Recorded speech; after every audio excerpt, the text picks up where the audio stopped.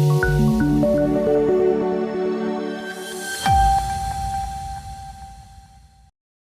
પ્રાથમિક શિક્ષણ સમિતિ દ્વારા 52માં બાળમેળાને લઈ પત્રકાર પરિષદ યોજાઈ।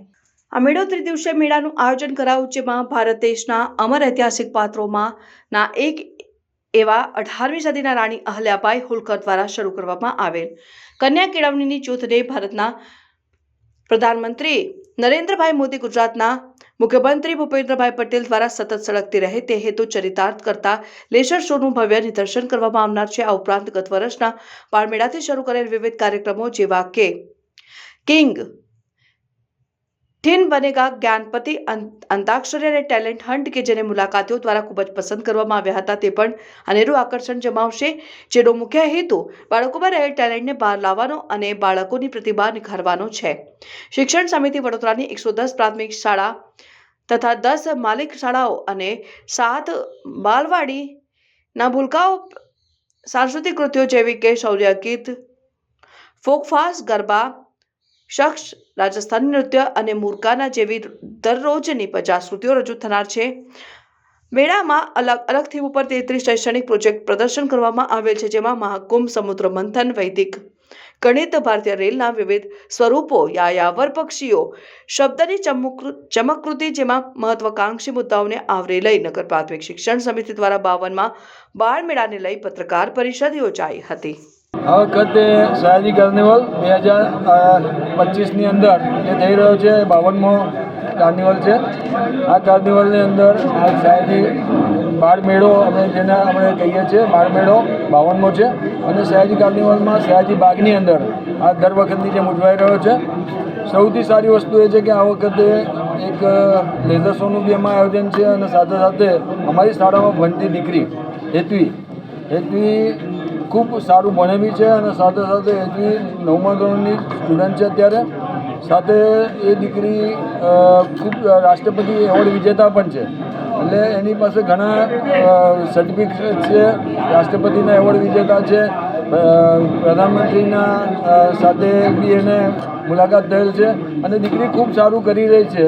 એને પઝલ સોલ્વ કરવામાં બી માસ્ટરી છે, એનું ચિત્રકામ સારું છે, એવી ઘણી અલગ અલગ પ્રવૃત્તિઓમાં એ અલગ અલગ સર્ટિફિકેટ લાવી છે, અને ખૂબ સારું કરે છે। એ અમારું અલગથી છે। સાથે અમારી જે રેગ્યુલર અમે જે દર વખતે કાર્યક્રમો કરીએ છીએ એવા બાહ્ય સાંસ્કૃતિક અને અંદર સાંસ્કૃતિકમાં આપણે જે ડોમની અંદર થતા હોય છે એ કાર્યક્રમો કરીએ છીએ। બાહ્ય સાંસ્કૃતિકમાં વખતે એવું કર્યું છે આપણે કે બાહ્ય સાંસ્કૃતિકમાં પણ જે પણ પરફોર્મન્સ થાય કે જે પણ ગેમ રમાય એ બધી જ વસ્તુઓ અમારા બાળકો માટે જ હોય અને અમારા બાળકો જ કરતા હોય, એટલે બાળકોના થકી આ બાળમેળો છે, બાળકો માટે આ બાળમેળો છે, અને બાળકો દ્વારા સંચાલિત આ બાળમેળો ખૂબ સારી રીતે ઉજવાય એના માટે 24, 25, 26 આ સર્વે નગરજનોને હું નગર પ્રાથમિક શિક્ષણ સમિતિના અધ્યક્ષ તરીકે અને મારી સમગ્ર ટીમ તરફથી આપ સર્વને ખૂબ ખૂબ આવકારું છું। આપ સર્વ લોકો આની અંદર જોડાઓ, ખૂબ બાળકોનો ઉત્સાહ વધારો, બાળકોને માટે અને આપના બાળકોને આની અંદર જોડો।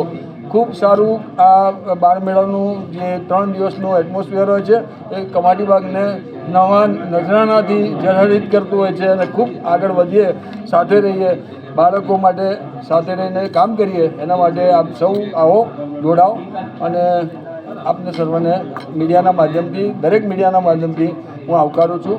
લેઝર શોની બી એક રાખેલી છે આ વખતે, જેની અંદર શિક્ષણ માટેનું રાણી અહલ્યાબાઈ હોલકરના સમયથી જે મહિલા શિક્ષણની શરૂઆત થઈ, અને આપણા યશસ્વી પ્રધાનમંત્રી અને તત્કાલીન મુખ્યમંત્રી એ જે કન્યા કેળવણી પ્રવેશોત્સવની શરૂઆત કરી હતી માનનીય શ્રી નરેન્દ્રભાઈ મોદી સાહેબ સુધી, અને આગળના દિવસોમાં ભારતનું ભવિષ્ય એના માટેની આજે જે શિક્ષણની જરૂરિયાતને પૂરી કરવા આપણે લેઝર શોમાં એ શિક્ષણ માટેનો જ એક વિષય મૂકી અને બાળકોને આની અંદર શિક્ષણ માટે વધારે આકર્ષણ જાગે, પોતે શિક્ષણમાં વધારે અભ્યાસુ થાય, આગળ વધે, અને એના માટે સૌ સમાજને આગળના દિવસોમાં દિશા મળે, એના માટે આ લેઝર શોનું આયોજન। કેટલા બાળકો ભાગ લઈ રહ્યા છે? બાળકો આની અંદર લગભગ 1500 જેટલા બાળકો આની અંદર અલગ અલગ કૃતિઓ દ્વારા પોતાનું પરફોર્મન્સથી, કાં તો કોઈ સ્ટોલ પર એનો આનંદ બજારના સ્ટોલ પર કાં તો કોઈ આપણે વિજ્ઞાનના એમાં સ્ટોલ પર કે કોઈક સાંસ્કૃતિક સ્ટોલ પર આવી રીતે અલગ અલગ રીતે 1500થી વધારે બાળકો આની અંદર ભાગ લઈ રહ્યા છે અને એમના દ્વારા જ આ સંચાલિત છે. ખૂબ આભાર. અસ્તુ.